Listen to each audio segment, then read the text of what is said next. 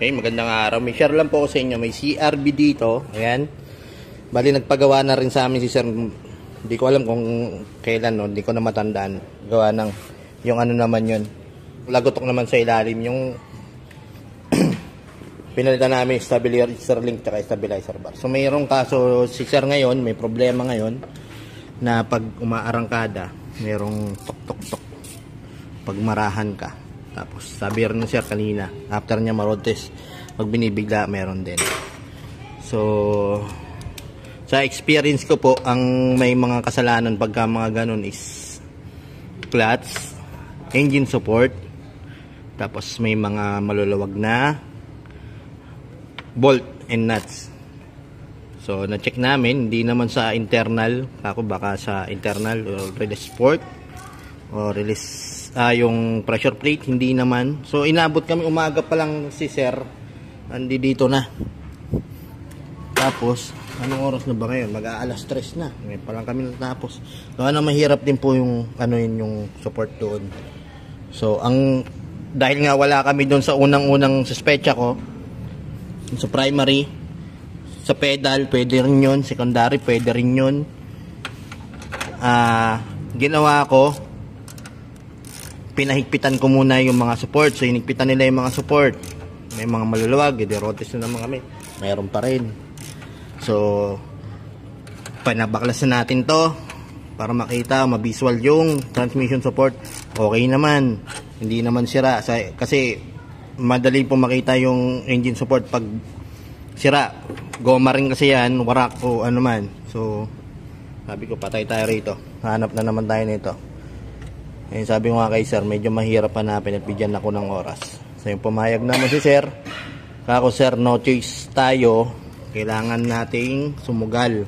Yung sugal po na yon, pag sinabi ko rito na sugal, ang mangyayari po nun, sasalpangan ko ng bagong pyesa. Tapos pag hindi na wala, ibabalik ko lang yung luma. Sa madaling sabi, wala pong nasasayang na pera yung customer.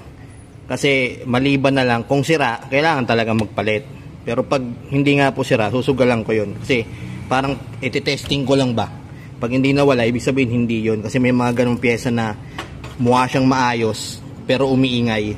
Mawawala siya pag pinalitan nyo.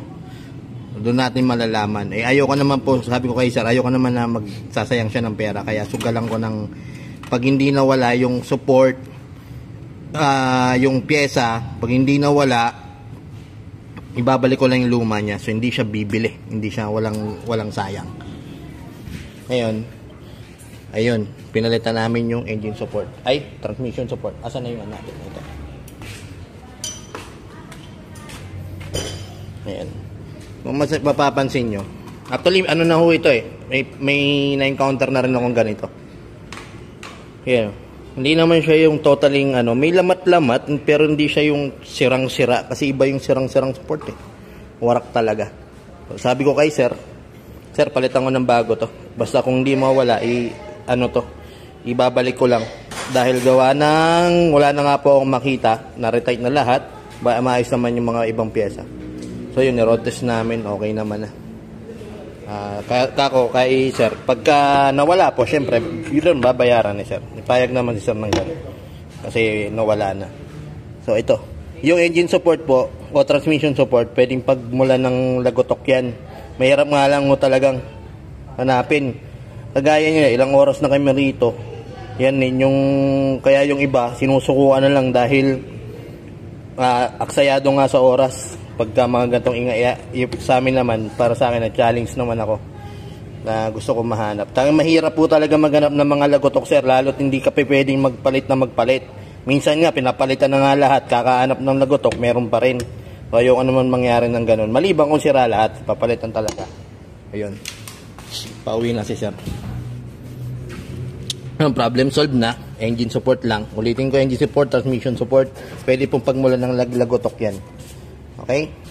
So yun, salamat kay Sir na pumayag na videohan ko to. Sukin na namin si Sir. Thank you very much po.